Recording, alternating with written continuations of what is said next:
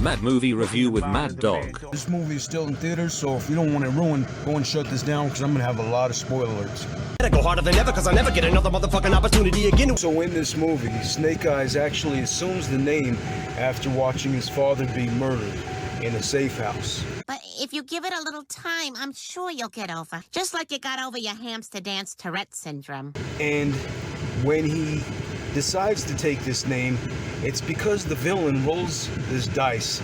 It says if he loses, if his dad loses, that he would kill him, and if he wins, he'd let him live. You're only crazy if you interrupt your own conversation. The dice lands on Snake Eyes, on the roll of dice, and he decides to kill him anyway.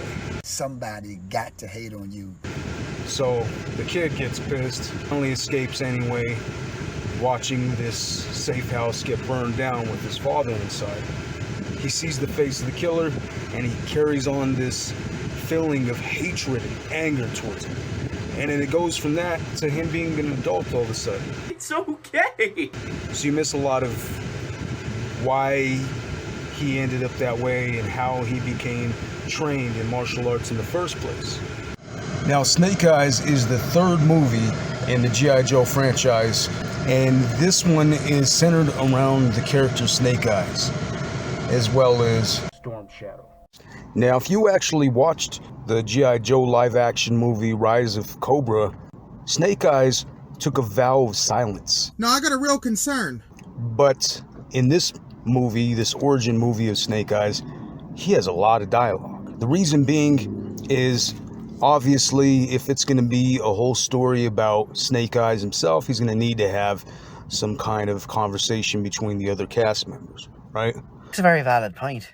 So they decided to basically make this a reboot just for the sake of having a storyline directly surrounded the character Snake Eyes. What many people probably don't realize is that Snake Eyes in the G.I. Joe comic book was actually written by Marvel, even though this movie has nothing to do with Marvel whatsoever. The best part of is not giving a fuck.